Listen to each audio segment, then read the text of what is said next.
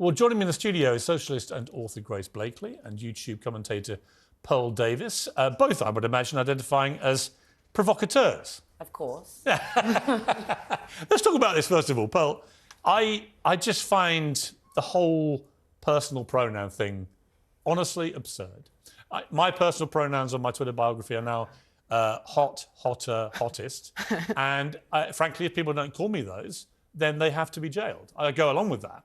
But I did that to highlight that when I do that and say that, people then accuse me of being ridiculous. I think the whole thing is ridiculous. Why do we need personal pronouns? We don't need personal pronouns. I don't think it's kind to allow people to live in delusion. Wait, are you at the end of the day, other than we don't. the Look, regular. we all know what a man and a woman is. Okay, just because you dress like a woman, talk like a woman, act like a woman, it does not make you a woman. And I am so tired of us allowing these people to let us live in delusion. It is delusional to think you are the opposite gender, and it is not kind to I can't even that. go on. I love flying British Airways, right? My preferred airline, a wonderful airline. And there always used to be a lovely posh voice saying, "Good afternoon, ladies and gentlemen, welcome to Britain." And I used to felt soothing, particularly if I came from another country back to Britain. I felt immediately at ease. My captain was there, sounding like he was, from some wonderful Pathé News bulletin, and he referred to us as ladies and gentlemen. That's now been banned. They're not allowed to say ladies and gentlemen because there might be one person on the plane who says, whoa, hang on, I don't identify as a lady or a gentleman. Well, OK, fine, I don't care, but I do. So where's my right to be called a gentleman? Grace? You know how I feel about this. I'm so bored of it all. I'm so bored of the fact that this is the one item that's constantly coming up over and over and over again. And you can completely see why, right? Conservative governments have destroyed our economy. We're in the middle of a massive climate crisis, just after the hottest week ever. I've just come over from Europe. It's extremely hot. And instead of talking about that, we spend hours and hours and hours talking about pronouns, talking about going into bathrooms, talking about, all of this stuff that just doesn't matter. Yeah, but you see, it doesn't matter. Hang on. It doesn't matter to you. I'm so bored. It doesn't matter to you, but it does matter to women in sport. It does matter to women whose young daughters might be using these dressing rooms. It does matter to the victims of male rapists who see their attackers identify as women to get into women's prisons. Sorry, so when you say they don't matter, they really do matter. Let's have those issues aired in the appropriate, spaces. We are. In sport, have that discussion amongst sports people. But literally, it's about priorities, isn't it? There is a certain number of time that we have on these shows to discuss the issues that matter. You don't think women's... Hang on, before we come to our next... I don't think women's sport matters as much as climate change. I think having a planet in which we can play sport matters more than the rules of sport. Does women's equality matter? I know that makes me probably absolutely Does women's equality matter to you? Well, yeah, of course, but actually, the whole point that I was going to make on this segment actually is that you cannot separate feminism from class issues. If you're just going around saying I don't know, I think the female CEO of a weapons manufacturer should be paid the same as a male CEO, and that's the hill I'm going to die on. I'm not fighting that fight with you because ultimately, what I care about are the struggles that ordinary women face every day. Well, let's come to the main point of the segment, which is this issue of women's rights to be paid the same as men in sport. Now, the Australian women's football team have criticised the pay gap in the upcoming World Cup prize money. Let's take a look at what they said as a team. 736 footballers have the honour of representing their country on the world's biggest stage, this tournament. Yet many are still denied the basic right to organise and collectively bargain. Collective bargaining has allowed us to ensure we now get the same conditions as the Socceroos, with one exception. FIFA will still only offer women 1/4 as much prize money as men for the same achievement. Well, OK, this is an interesting, Pearl, because if you look at the revenue, for example, in 2019, FIFA generated £586 million in total revenue. The men's, for the 2019-22 cycle, £5.8 billion.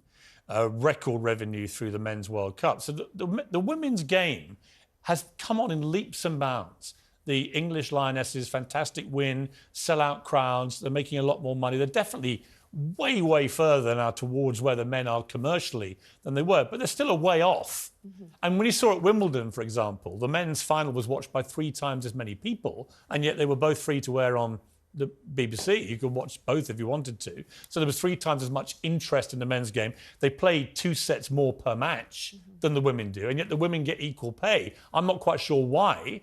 I don't think it's a matter of equality. It's just a matter of fairness, isn't it? Yeah, well, I won. I think all of the women should thank the men for funding our leagues, because most of our leagues would not exist without the men, number one. Number two, when we have the same numbers, then we should get the same pay. I'm sorry, I play volleyball at the highest level, and it's like, when we make what the men make and get the crowds that the men draw, then we should get paid the same. Well, see, why is it actually a fight for equality, Grace? I mean, why, if women in a particular sport, for example, turned out to generate more revenue, right, because they were more watchable, and in America, the women's football team is better than the men, and they do generate, even at school level, far more interest from girls than boys, for example, I don't see why equality should be the aim.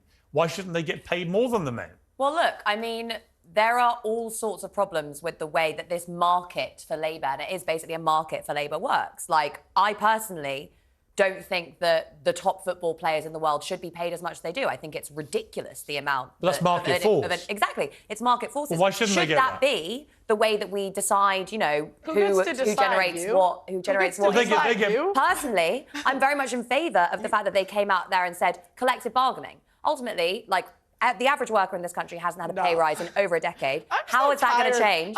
That's going to change when they organise with one another. I am so tired of women whining. Mate, it's the only person whining at the moment is you. Literally, the men fund our leagues, and we will still whine that we don't get paid enough. And honestly, when athletes do shit like this, it makes all of us look bad. Because instead of being thankful for the league that we have, we go out and whine and complain about the pay. I mean, as I said, I'm not whining. You sound like you're maybe doing a bit of whining. But, like, personally, I don't think we should be whining. I think people should be organising. If you want a pay increase, join a union, get out there and fight for it. That's my view. Should the women footballers get the same as the men? Yeah, I think it probably makes sense. Even if they're not making anything like the revenue? Ultimately, like, it's not going to change. It's not going to change unless they organise. That's actually true across every sector in the economy. If you want a pay rise, join a union and fight for one. Let me ask you this, though. They have got unions. But let me ask you this.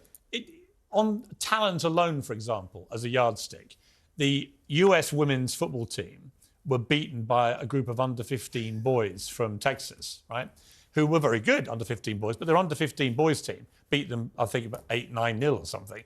So why should women footballers, who are clearly nowhere near as good as their male counterparts, just technically, why should they get paid anything like as much money?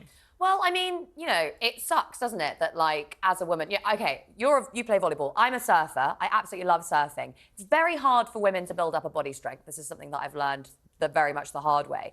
And so, surfers, by the way, there is equal pay. Yeah, there is. And actually, you know, it's one of those sports where... Can a woman be as good as a man or not? Well, it's different. It's a different sport, really. It's not, you know, it is the same sport, but it's very different watching a woman surf than it is watching a man surf, because, you know, the average male body is different from the average woman, like, woman's body for all these... But is there any actual technical reason why a woman can't do with a surfboard what a man can do?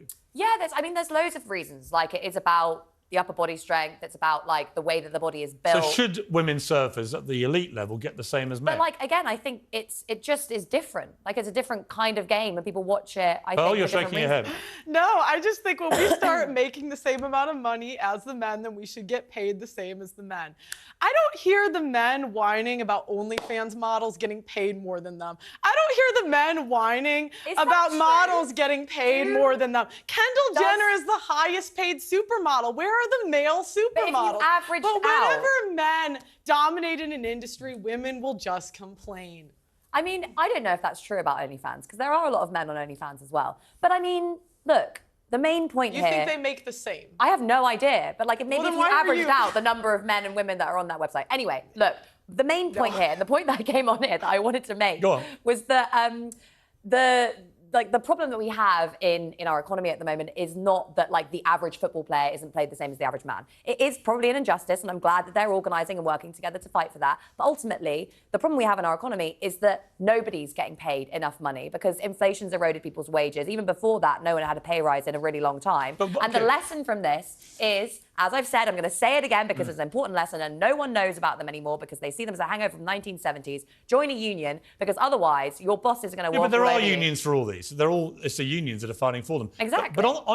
But just as a general point, though, the principle you think that women should get paid the same, even if they're not as technically as good and not producing as much revenue. Well, it's a subjective judgment, isn't it, on whether or not they're like technically as good? Well, not really. No, it's not. No, it's not. Because people watch men and women's sports for different reasons. Well, let me give an example. An example would be the Olympics. If you made it non-gender specific, how many women would win medals? Well, I mean... None. Okay. Maybe in equestrian and maybe in shooting, I think, are the two. But again, I think... Where there's no sense that the men might win. You can say, like, oh, you know, this group is better than this group. But again, I think it's different. Men are better than women at sports. Yes, let's not live in this delusion. And in most cases, Grace, more people, men and women, want to watch men play sport. Correct. That's just a demonstrable fact. That may change. And my point is, if it changes, I don't see why equality should be the only ambition for the women. If it turns out that in some sport women get more viewers watching and therefore draw more revenue, I'm all for them getting more money than the men. Can you name 5 WNBA players? 5 female soccer players? I mean, I can't name any soccer players That's already. crazy. I wish we had the support from the feminists. I don't know. We would get equal pay if we would just get the support from the feminists. Well, let me tell you. Name 5. Let me tell you. I don't even know what the WNBA is. We need our support. You're asking the wrong person. Yeah, you really are. But I do want to mention one thing, which is I had Dale Vince on the programme. He's been funding Just Stop Oil, and also he was very, very keen to show his feminist credentials because he owns a football team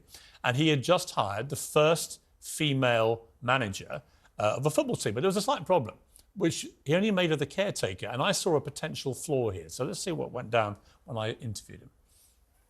You didn't think by appointing the first female caretaker manager of a professional men's team you would get any attention?